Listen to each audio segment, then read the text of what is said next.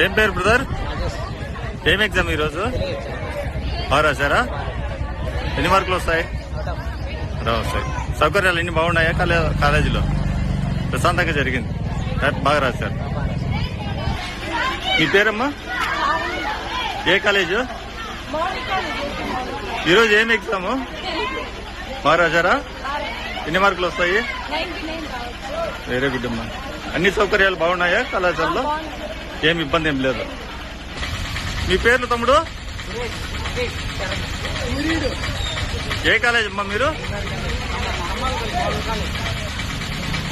ఏం ఎగ్జామ్ ఈరోజు? బాగా రాశారా?